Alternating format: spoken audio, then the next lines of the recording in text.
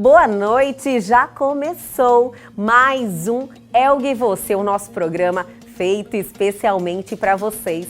O nosso programa de hoje está assim, ó, só saúde, só informação importante. Hoje temos dois médicos arrasando aqui no tema. Vamos iniciar com o doutor Nilton Tafuri, lá da Vida Diagnóstico e Saúde, e nos passou aí muitas informações em relação à saúde do homem. O mais frequente até, que é a ejaculação precoce, né? Olha só. Esse pega em torno aí de 30% dos homens, em todas as faixas etárias, né? Inclusive nos jovens, muito frequente nos jovens. Sim.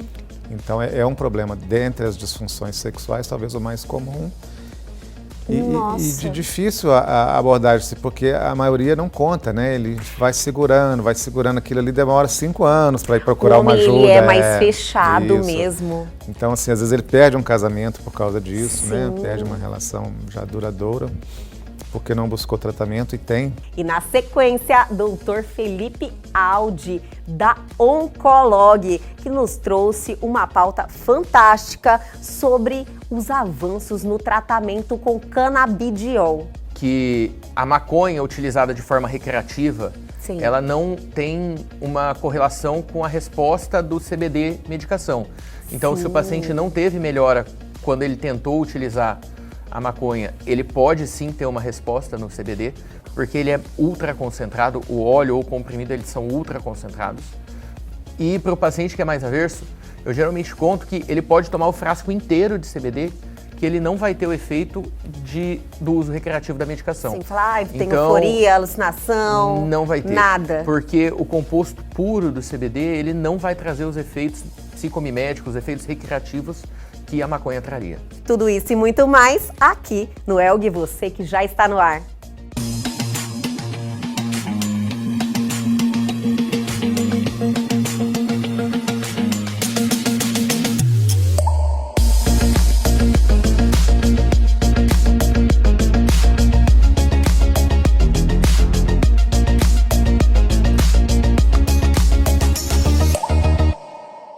E agora, em nosso programa Elga e Você, vamos ter aquele bate-papo sempre cheio de informação e feito para vocês, como sempre, né, minha gente? Estamos recebendo aqui hoje alguém especial que está retornando ao nosso programa, Dr. Nilton Tafuri. Muito obrigada por estar aqui com a gente mais uma vez.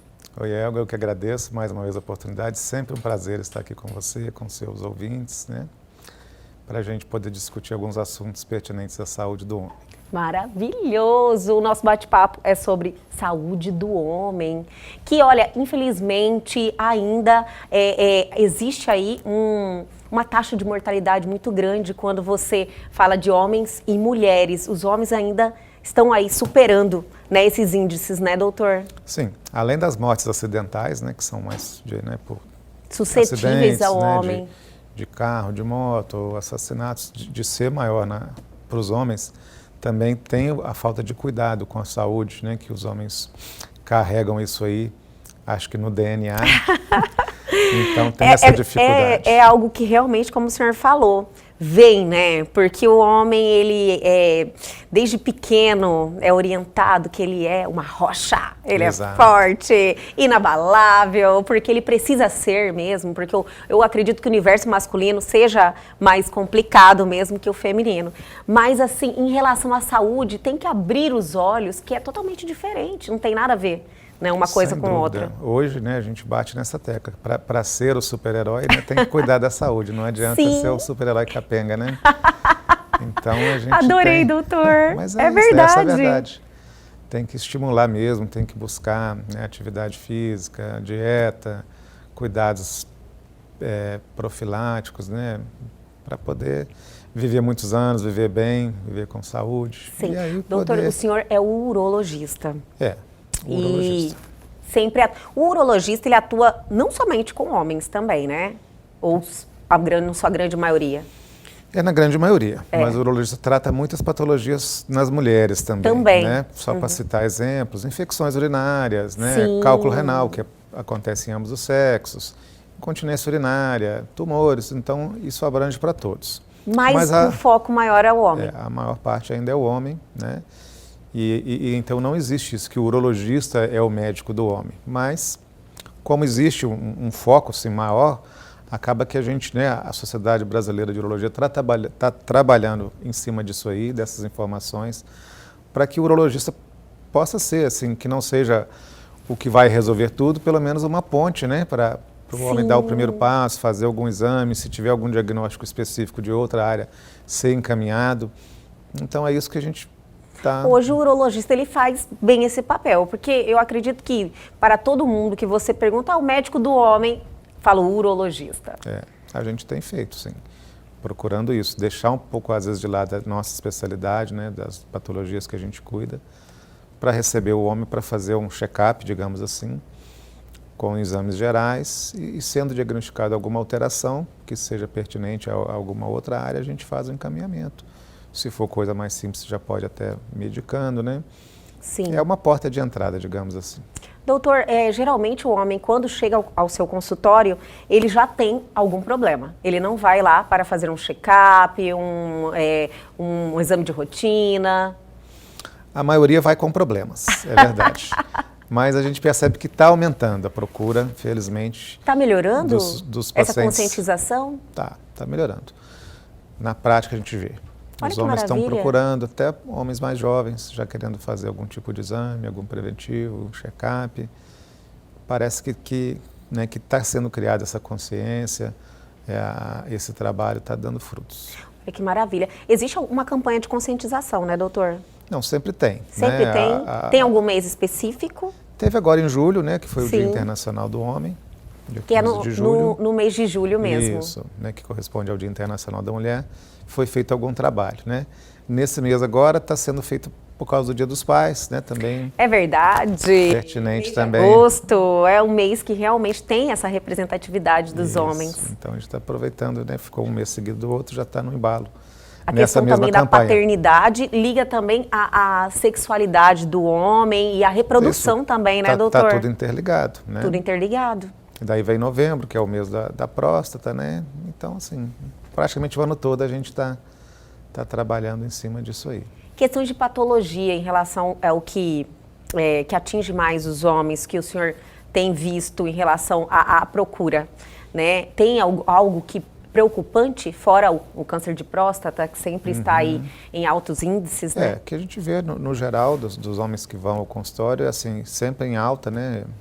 Essas são as doenças cardiovasculares, né? Hipertensão arterial em primeiro lugar, muitos sem diagnóstico, sem tratamento, né? Diabetes também é bastante prevalente, pacientes que às vezes chegam com outras queixas e vão ter um diagnóstico pelo exame de check-up, né? E dentro das patologias que a gente mais trata ainda é o cálculo renal, doenças da próstata, as doenças sexualmente transmissíveis, né? Entendi. Disfunção erétil é o que a gente mais vê no dia a dia aí. Entendi, doutor.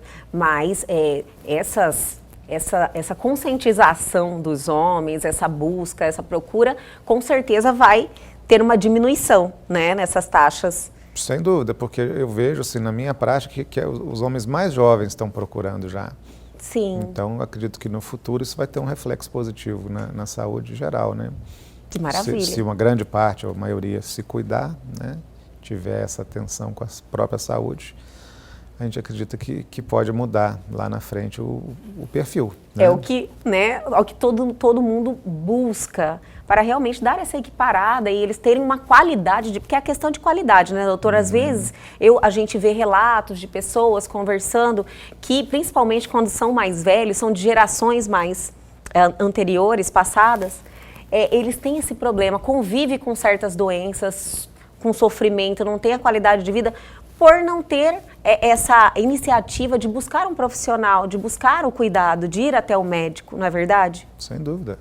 As pessoas estão vivendo mais, isso não existe, essa questão, né? Mas com que qualidade, né?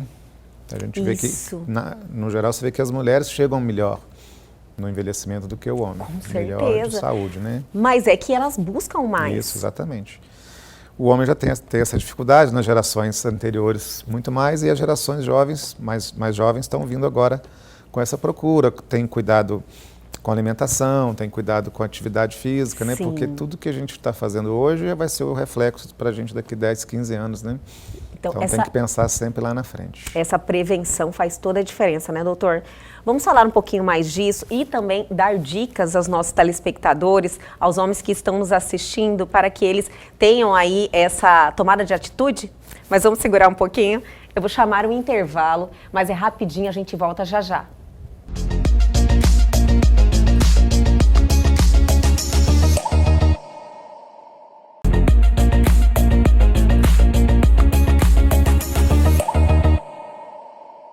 Estamos de volta com esse bate-papo especial. Eu adoro trazer informações que as pessoas têm poucas, né, doutor? Então, ainda mais o homem, é difícil ele ir atrás de informação, é difícil ele tomar essa decisão de buscar um profissional, quanto mais ficar buscando informação. E a gente precisa incentivar que hoje em dia a tecnologia mudou todo o cenário da medicina, né, doutor? Sem dúvida. Então, assim, o que em primeiro lugar que a pessoa tem que ter, né? Um médico de confiança, seja um urologista, um clínico, médico da família, ou cardiologista, e buscar espontaneamente, não esperar o problema de saúde se manifestar, né? Tá fazendo ali uma vez por ano, eu acho que é... Por exemplo, um homem saudável, se buscar um profissional para fazer aquele check-up, aquelas avaliações, uma vez por ano é algo que é necessário. O necessário é isso, nada mais que isso. É necessário e é eficiente, né? Se uma pessoa está assintomática, sem nenhum problema manifesto de saúde, uma vez por ano é mais que o suficiente. Isso tem alguma idade que a gente possa fazer esse marco? Sim, na verdade não tem, porque o que acontece? Vou fazer só uma evolução rapidinho. Do jovem, né? Da criança, está no pediatra, depois já fica na adolescência, já fica meio perdido, não sabe se vai no pediatra, é verdade. se tem... Né, são poucos especialistas que cuidam do adolescente. Sim. Já a menina já vai para o ginecologista desde cedo, né? E o homem fica perdido aí, nesse limbo, não sabe a quem procurar. Tem um vácuo mesmo, né? Um período tem um vácuo enorme. Então, assim, acho que aqueles que se preocupam com a sua saúde, acho que isso não tem idade, né? Pode ter 18, 19, 30, né? Se tiver vontade, tiver desejo de dar uma olhada, ver como é que tá, fazer uns exames básicos, não é nada complicado, né? Conversar com o médico, ver o histórico familiar, às vezes tem um histórico familiar positivo para alguma doença. É verdade, que já vai direcionar os exames, né? Vamos supor, tem diabetes na família, tem hipertensão, problema de coração, problema da próstata, cálculo renal, que são doenças que têm uma hereditariedade envolvida, né?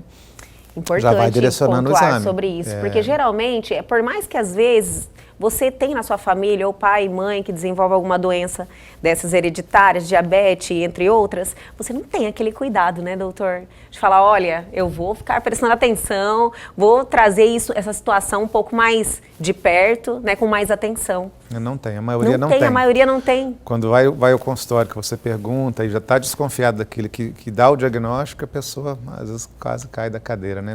Não estava esperando, mas... É verdade. É um choque, às vezes, que acontece, mas desnecessário. E é um alerta, então, para a gente já deixar assim bem claro, tem alguma situação na família desse tipo de doença, você realmente tem que ter uma atenção redobrada. Sem dúvida, tem que procurar O mesmo. homem mais ainda. O homem mais ainda, porque a mulher já tem a cultura, né, de fazer. Sim. Até de 6 em 6 meses faz exame. O homem já é mais difícil. Doutor, então esses homens saindo desse limbo aí, como o senhor falou, eles buscam um profissional, geralmente a primeira opção é um urologista, né? A gente pode ser a primeira opção, acho que a urologia está trabalhando em cima disso, para dar essa sequência, de dar essa assistência, né, desde criança, adolescente, adulto, jovem e o sênior, né? Mas pode ser uma outra especialidade. O importante é ter a confiança no médico e é buscar a assistência, né? Doutor, esses jovens, eu fiquei um pouco... Nós tivemos um bate-papo muito interessante, acho que na segunda vinda do senhor aqui em nosso programa, e um bate-papo que chamou muita atenção, e eu percebi que os homens se interessaram muito, que foi no caso de disfunção erétil. Sim. E a disfunção erétil, ela não atinge só os homens mais velhos, né? Pode ser algo também que atinge alguém jovem. Pode. Assim, a maior parte, obviamente, 80%, 90%, vai estar acima de 50 anos, né? A grande maioria acima de 50, mas pode ser algo... Em alguns casos específicos, né, desde uma disfunção de origem psicogênica, que é a mais comum para os jovens, ou por outras alterações, né, neurológicas e tudo mais, pode acontecer no paciente mais jovem. Mas não é comum, pelo que eu vi. Não é comum, não é frequente. Comum. É comum, assim, a pessoa achar que está, né? Aquela questão mais psicológica. Entendi, né? Psicológico. Isso tem até com uma certa frequência, mas lá na consulta você já consegue verificar que não é bem assim e vai vendo que a coisa está funcionando, vai explicando. Porque nessa fase do limbo, que é a fase dos adolescentes aí, 18, 17 anos, que estão assim, se conhecendo, eu acredito que buscar um urologista e, às vezes, se por acaso tem ou não algum problema, você fica sabendo que existem muitas soluções hoje. Já. Claro, com certeza. Todos os tratamentos vêm evoluindo, né? Nessa área específica de disfunção erétil evoluiu demais nesses últimos 20 anos, 25 anos, então tem medicamentos seguros, né, para serem prescritos. E o que a gente orienta sempre é evitar a automedicação, né, porque hoje em dia ficou comum, até em jovens, né, usar essas drogas de uso para tratamento de disfunção erétil disponível, né, disponível, doutor? Venda demais, livre. Venda livre. Não tem nenhuma restrição. Nenhum controle, pode então comprar. virou quase que uma droga assim, recreacional. Recreativa, isso mesmo. A pessoa vai usar para fazer uma farra na balada, e isso aí é perigoso. Inclusive, rumores que a gente ouve que os adolescentes hoje, pessoas novas, estão fazendo uso recreativo. Isso pode trazer algum problema mais tarde, doutor? Pode, às vezes até no momento do uso, né? Dependendo da situação. Então, são drogas seguras, mas como qualquer medicamento, tem que ser usado com segurança, tem seus riscos, né? Então, não é para ser usado assim, livremente, é para quem precisa, né?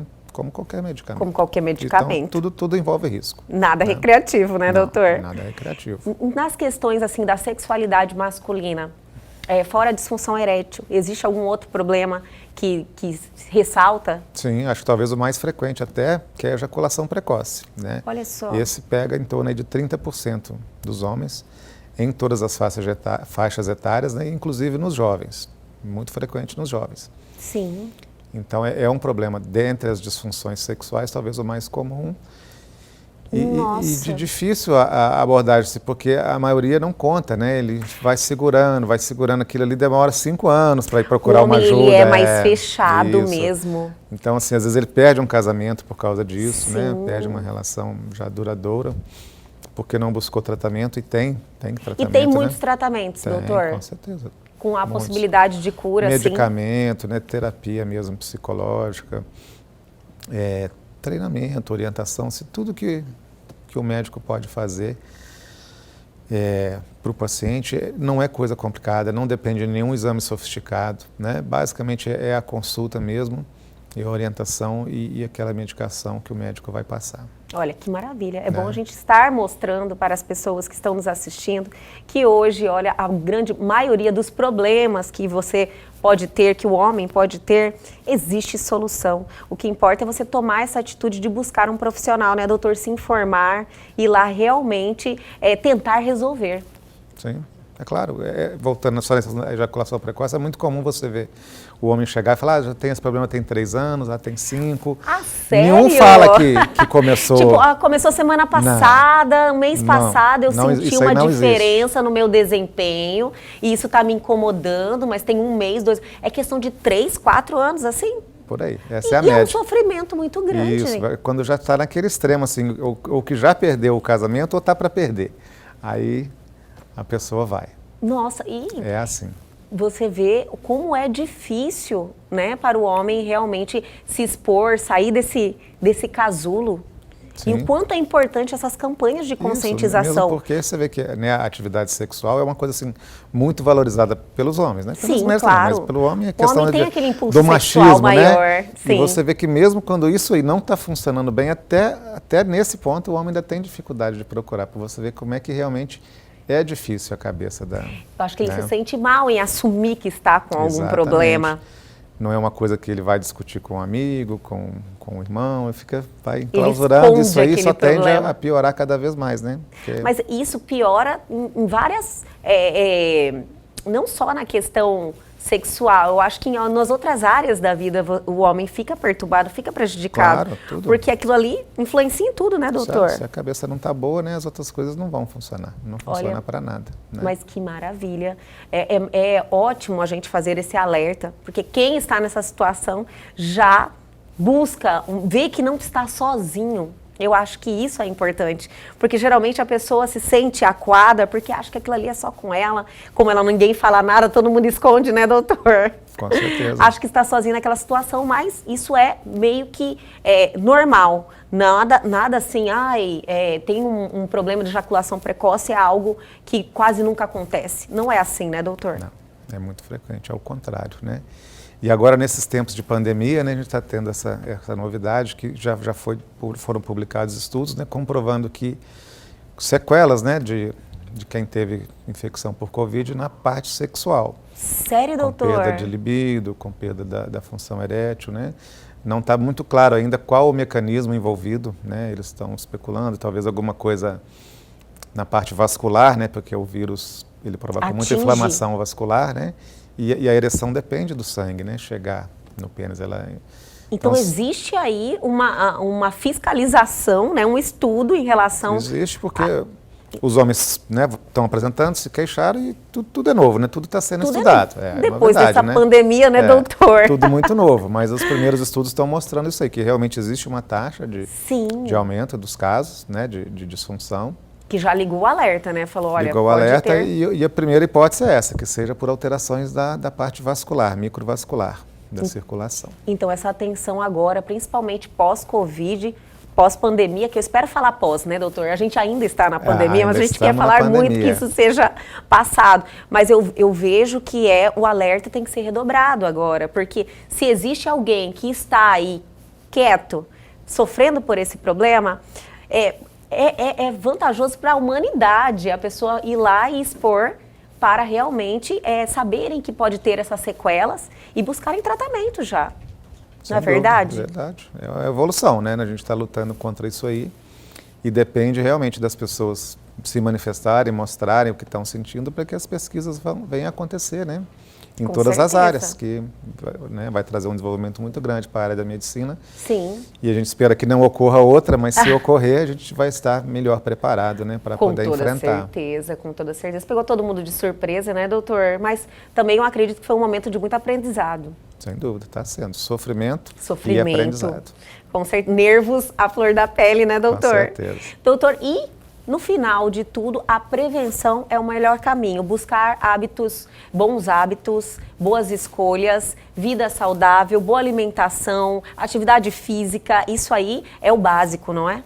Acho que isso aí nunca é demais falar, né? Sempre procurar o hábito alimentar saudável, atividade física, por mínimo que seja, nem que seja só a caminhada, mas já é um primeiro passo, né?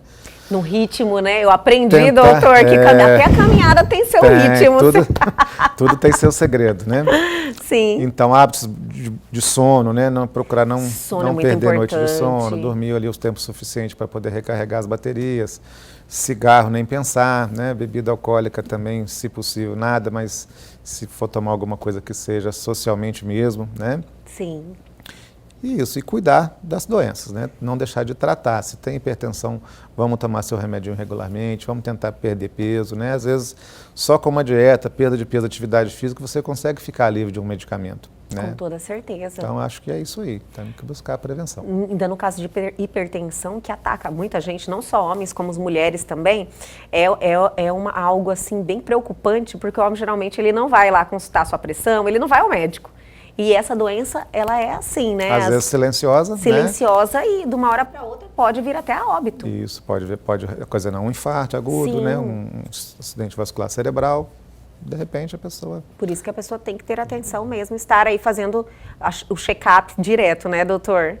Sem dúvida. Doutor, olha, muito obrigada por esse bate-papo, sempre interessante, chamar a atenção dos homens, né, com essa responsabilidade com você mesmo. É amor próprio, né, doutor? Você ter amor próprio, você querer se cuidar. É autoestima, é amor próprio. É amor ao próximo, à sua família, né? Você querer poder acompanhar seus filhos, seus netos. Acho que é isso. Vida longa. Vida longa e saudável. Só depende da gente, né? Com certeza. Doutor, muito obrigada mais uma vez e espero o senhor mais uma vez aqui no nosso programa, várias, aliás, não só uma, várias vezes, com mais uma pauta interessante, fazendo esse alerta e trazendo informação para todo mundo, viu? Muito obrigada. Eu agradeço e sempre que for convidado eu verei com prazer. A gente fica muito feliz. Até a próxima. Obrigado.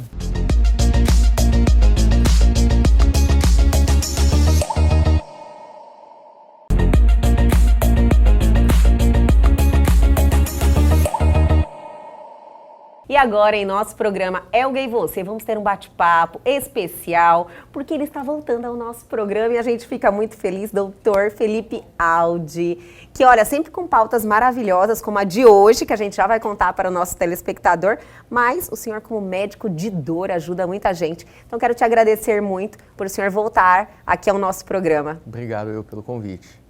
Como sempre, né, doutor? Eu não te deixo mais.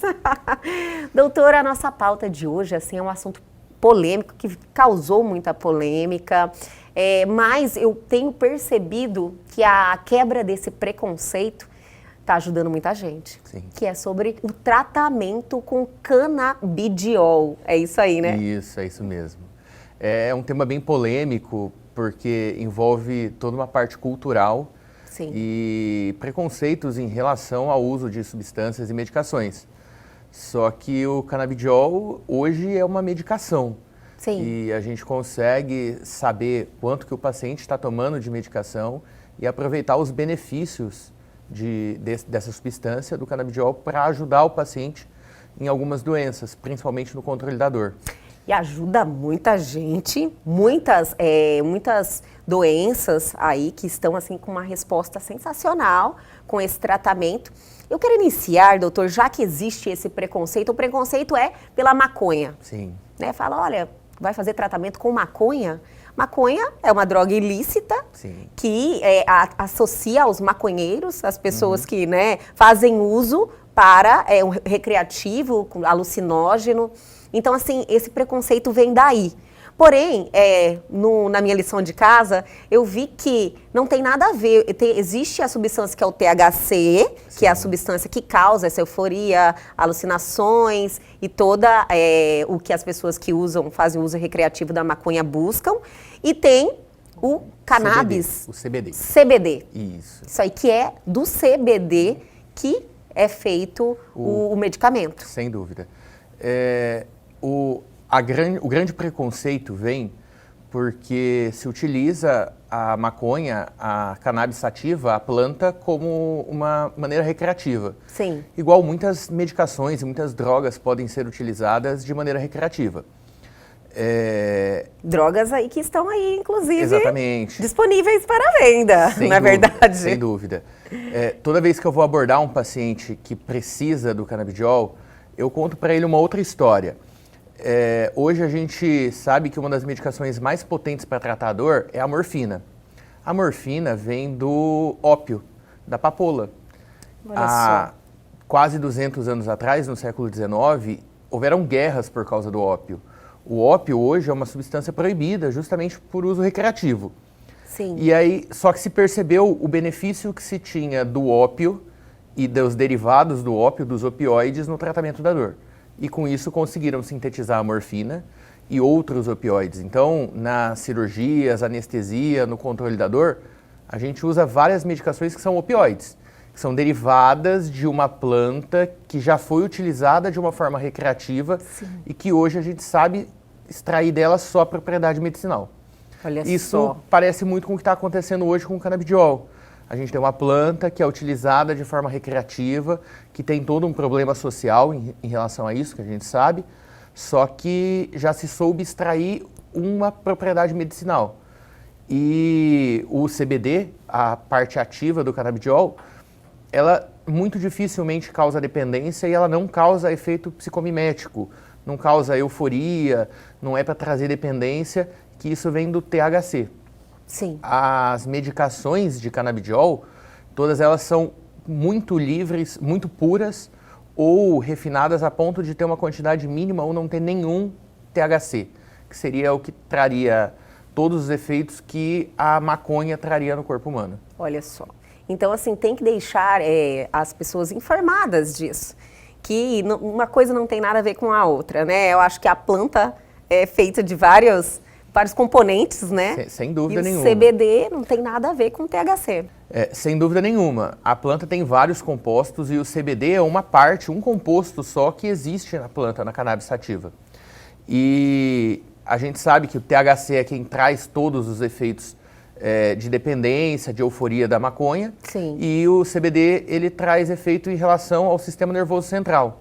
A gente tem receptor no nosso organismo, são naturais esses receptores. Doutor, eu ouvi falar disso, eu fiquei assim, olha, porque diz que o nosso sistema está assim preparado para receber. Sim. Era mais ou menos isso, né? Falando na linguagem meio que popular. Existe todo um sistema endocannabinoide, que chama, na medicina. São receptores em várias células do corpo, principalmente no sistema nervoso central, no cérebro, na medula, em alguns nervos periféricos, que fazem com que o CBD se ligue e promova toda uma série de mudanças celulares que podem ser benéficas para o corpo, que é o caso na ajuda da dor, na ajuda da epilepsia, que é já comprovado um benefício do paciente, e o CBD só age porque o corpo está preparado para receber ele. Sim. Então, quando a gente precisa e a gente entra com canabidiol para um paciente, o corpo dele já está preparado e está precisando disso, na verdade. Sim, tem respostas assim sensacionais, né? Se você puxa lá para fazer um estudo de pessoas que determinada doença, vamos usar um exemplo, até Alzheimer, que eu vi, pessoas que voltaram a lembrar de determinadas situações depois que inseriram o canabidiol. Doutor, eu acredito que para a dor está sendo, vamos falar assim, está liberado, está tudo liberado? Já como é que está agora? Então, hoje existe uma autorização para o uso em território nacional. Sim. O paciente precisa ter uma indicação médica, uma receita médica, e existem alguns trâmites que precisam ser executados para o paciente receber em casa a medicação. Mas você está tendo que importar ainda? A maioria delas são importadas. A maioria ainda é importada? Porque aqui no Brasil está em fase de tramitação no Congresso a autorização da produção nacional, no território nacional. Ainda está proibida a produção em território nacional, então a grande maioria é realmente importada. Leva em torno de 20 dias essa autorização governamental. O paciente faz um cadastro na Anvisa, mostra a receita e o relatório médico, consegue a autorização para importação e a partir daí ele consegue comprar a medicação. Tem vários laboratórios no Brasil que vendem a medicação. Sim. E aí o paciente recebe em casa. Outra coisa que é importante falar para o paciente é que como existe essa autorização para uso pessoal, é uma medicação que eu não posso pegar do vizinho ou emprestar para o meu tio. Sim, entendi. É para uso pessoal. Então, não é uma medicação que geralmente a gente orienta o paciente a não trocar, igual a gente sabe que existe. A tia às vezes vira e fala, eu tomei tal medicação e foi muito boa para minha dor de cabeça. Em relação ao canabidiol, é pedido que o paciente não compartilhe a medicação. Sim, tem que procurar também laboratórios sérios, né? Que fazem aí uma produção com responsabilidade. Sem dúvida. Quando a gente acha um laboratório sério, a gente sabe em relação à porcentagem de CBD que tem na gota da medicação. Hoje, aqui no Brasil, é somente em gotas que é... Existe em gotas, comprimidos, tem creme para passar. Creme para passar na pele? Exatamente. Olha tem autorizado tudo isso. Que é mais local, né? Que é mais local. E quando a gente tem um laboratório sério, você sabe exatamente que uma gota tem uma porcentagem de CBD, a gente consegue confiar na pureza em relação ao THC, que é uma diferença em relação a vários extratos derivados da cannabis sativa, da planta, que são feitos domiciliares. Então, existem alguns lugares, algumas associações que acabam vendendo derivados de canabidiol, mas a gente não consegue comprovar quanto que tem de medicação, quanto que tem de canabidiol, de THC. Sim. E aí a recomendação é que se use medicação realmente padronizada.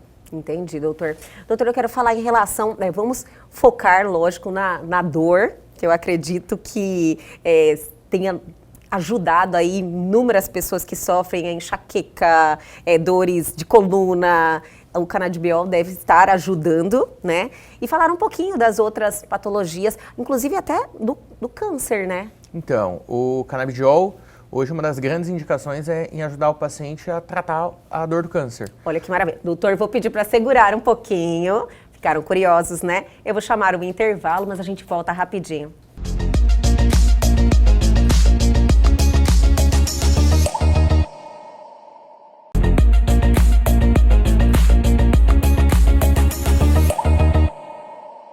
Estamos de volta hoje com esse bate-papo sensacional, recebendo o doutor Felipe Aldi mais uma vez aqui em nosso programa e com essa pauta maravilhosa, né, doutor? Quebrando preconceitos. Sem dúvida. É importante para o paciente saber que existe benefício e, às vezes, o preconceito impede que a gente tenha um tratamento até melhor. Com certeza.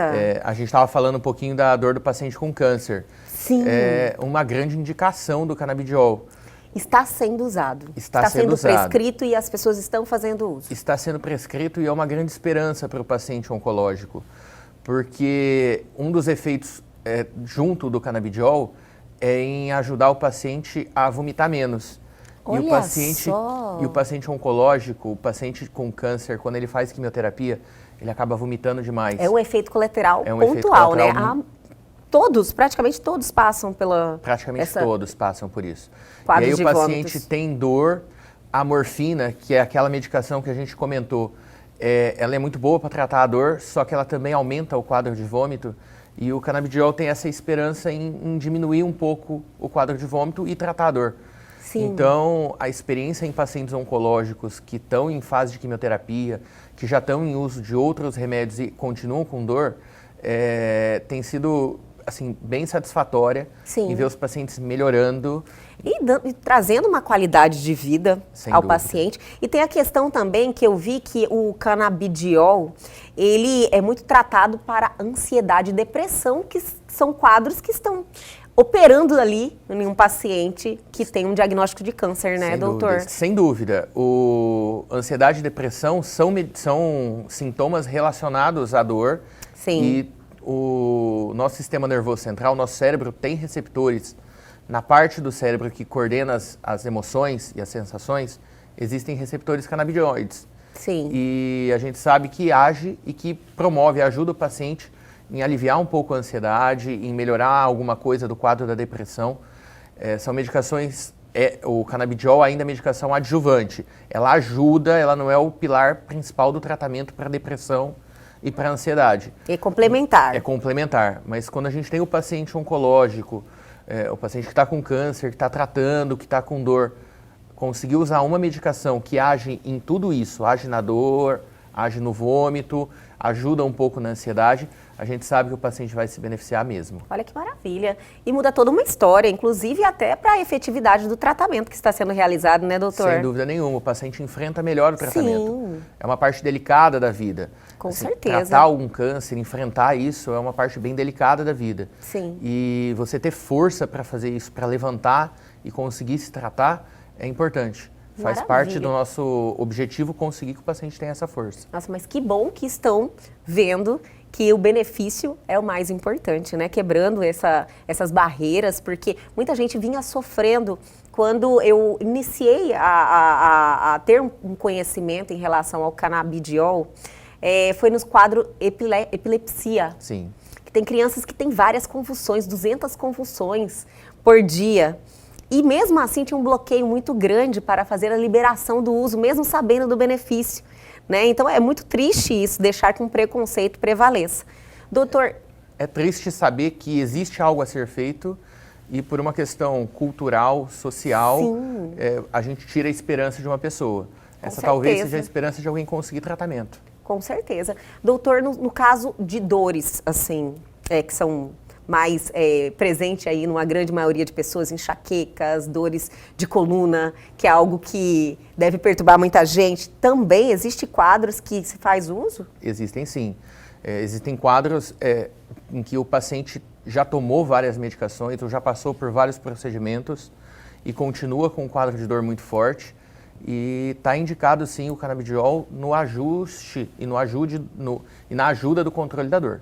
Sim. Então, o canabidiol não serve só para a dor do câncer, Sim. ele serve para ajudar num quadro doloroso que está refratário, que está durando apesar de todas as medicações. E o canabidiol, ele há muito tempo vem sendo usado. No Brasil, é recente. Eu não sei quanto tempo que tem essa liberação. Quanto tempo tem essa liberação? Essa liberação não fazem 5 anos ainda. Nossa, bem recente. Bem recente. Mas assim, fora do Brasil, ele já vem sendo usado? Fora do Brasil, é um tempo maior vem sendo utilizado. A gente tem uma experiência aí de 10 a 15 anos de utilização clínica de pacientes tomando fora de ensaios clínicos, fora de pesquisas. E ainda é uma medicação bem recente. A gente percebe que é uma medicação que começou a ser utilizada há pouco tempo, mas com resultados muito promissores aos pacientes. Até porque também tem uma segurança muito grande. Sim. Né? Tem uma prescrição médica. O médico tem que fazer um relatório. Exige todo um acompanhamento. Não é o paciente que vai tomar a medicação e vai ficar repetindo essa receita. Quando você entra com uma medicação como essas, o ideal é que você tenha um médico de confiança. E esse médico vai te acompanhar por um longo tempo durante todo o uso e por um tempo após o uso também. Então, para usar uma medicação dessas, é necessário que você tenha um médico da sua confiança. Doutor, no caso, algum paciente que busca o senhor para fazer um tratamento de alguma dor. Então, antes de receitar o canabidiol, o senhor testa alguns outros medicamentos que podem resolver, ou o senhor é totalmente a favor de iniciar já um tratamento com canabidiol? É muito individualizada. A medicina da dor é uma medicina muito individualizada. Habitualmente, quando o paciente chega no meu consultório, ele já passou por vários especialistas. Entendi. Ele já tentou vários tipos de tratamento e durante a consulta eu consigo entender do paciente toda essa história que esse paciente está sofrendo com a dor. Sim. Existem casos em que já na primeira consulta é necessário eu falar, olha, você já tomou várias medicações, já fez tratamentos otimizados e realmente a gente pode tentar algo novo. E existem pacientes em que, apesar de terem passado em alguns médicos, não aderiram direito ao tratamento, não tomaram todas as outras medicações e é necessário testar algumas outras medicações antes.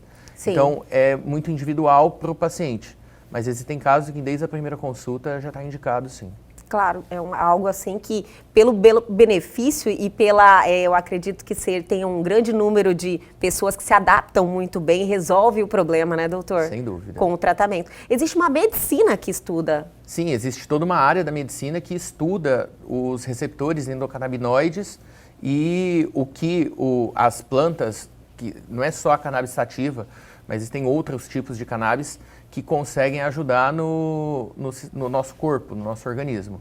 Então, entendi. Então, o CBD hoje é tudo tão detalhado, né? Sim. Tem vários outros tipos de plantas. Existem vários outros tipos de plantas e vários outros tipos de compostos. Sim. Hoje a gente está falando do CBD, que é o que está autorizado para tratamento, mas em pesquisa existem vários outros. Entendi. Então, que podem trazer vários outros benefícios também e ajudar a humanidade. Sem dúvida nenhuma. Nossa, que maravilha.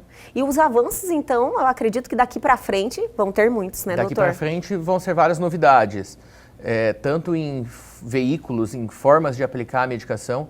Então, hoje já não existe só óleo ou só comprimido, já existe creme, existem outras maneiras de se aplicar, como spray nasal.